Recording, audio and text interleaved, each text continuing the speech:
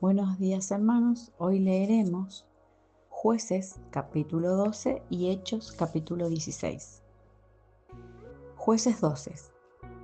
Entonces se reunieron los varones de Efraín y pasaron hacia el norte y dijeron a Jefté: ¿Por qué fuiste a hacer guerra contra los hijos de Amón y no nos llamaste para que fuéramos contigo?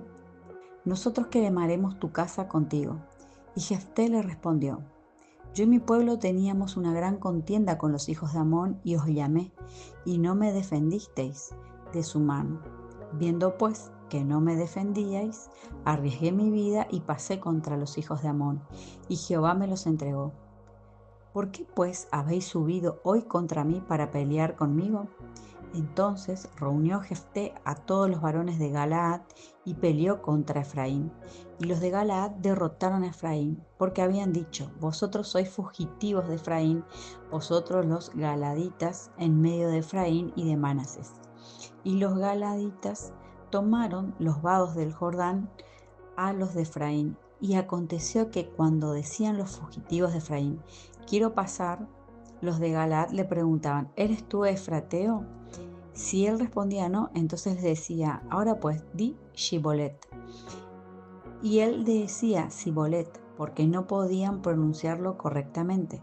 Entonces le echaban mano y le degollaban junto a los vados del Jordán.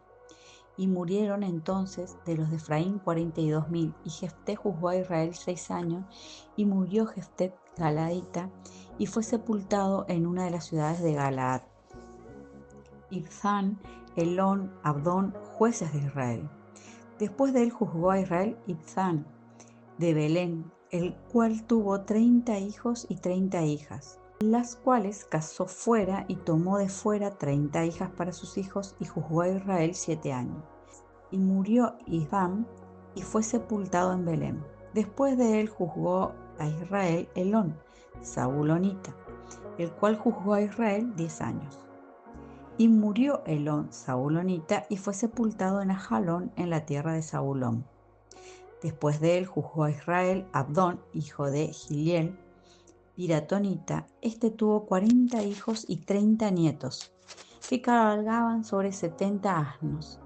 Y juzgó a Israel 8 años. Y murió Abdón, hijo de Giliel, piratonita, y fue sepultado en Piratón, en la tierra de Efraín, en el monte de Amelec. Ahora vamos al capítulo 16 de Hechos. Timoteo acompaña a Pablo y a Silas. Después llegó a Derbe y a Listra, y he aquí había allí cierto discípulo llamado Timoteo, hijo de una mujer judía creyente, pero de padre griego. Daban buen testimonio de los hermanos que estaban en Listra y en Iconio. Quiso Pablo que éste fuese con él, y tomándole le circuncidó por causa de los judíos que había en aquellos lugares. Todos sabían que su padre era griego, y al pasar por las ciudades les entregaban las ordenanzas que habían acordado con los apóstoles y los ancianos que estaban en Jerusalén, para que las guardasen. Así que las iglesias eran confirmadas en la fe y aumentaban en número cada día. La visión del varón macedonio. Y atravesando Frigia y la provincia de Galacia, le fue prohibido por el Espíritu Santo hablar la palabra en Asia. Cuando llegaron a Misia, intentaron ir a Bitinia, pero el Espíritu Santo no se los permitió. Y pasando junto a Misia, descendieron a Troas, y se le mostró a Pablo una visión de noche. Un varón macedonio estaba en pie rogándole y diciéndole: Pasa a Macedonia y ayúdanos. Cuando vio la visión, enseguida procuramos partir para Macedonia, dando por cierto que Dios nos llamaba para que les anunciásemos el Evangelio. Encarcelados en Filipos. Zarpando pues de Troas, vinimos con rumbo directo a Samotracia, y el día siguiente a Neápolis, y de allí a Filipos, que es la primera ciudad de la provincia de Macedonia y una colonia. Y estuvimos en aquella ciudad algunos días. Y un día de reposo salimos fuera de la puerta, junto al río donde solía hacerse la oración, y sentándonos hablábamos a las mujeres que se habían reunido. Entonces una mujer llamada Lidia, vendedora de púrpuras de la ciudad de Tiatira, que adoraba a Dios, estaba oyendo, y el Señor abrió el corazón de ella para que estuviese atenta a lo que Pablo decía. Y cuando fue bautizada y su familia, nos rogó diciendo: si habéis juzgado que yo sea fiel al Señor, entrad en mi casa y posad, y nos obligó a quedarnos. Y aconteció que mientras íbamos a la oración, nos salió al encuentro una muchacha que tenía espíritu de adivinación, la cual daba gran ganancia a sus amos, adivinando. Esta, siguiendo a Pablo y a nosotros, daba voces diciendo: estos hombres son siervos del Dios Altísimo, quienes os anuncian el camino de salvación. Y esto lo hacía por muchos días. Mas desagradando a Pablo, este se volvió y dijo al espíritu: te mando en el nombre de Jesucristo que salgas de ella.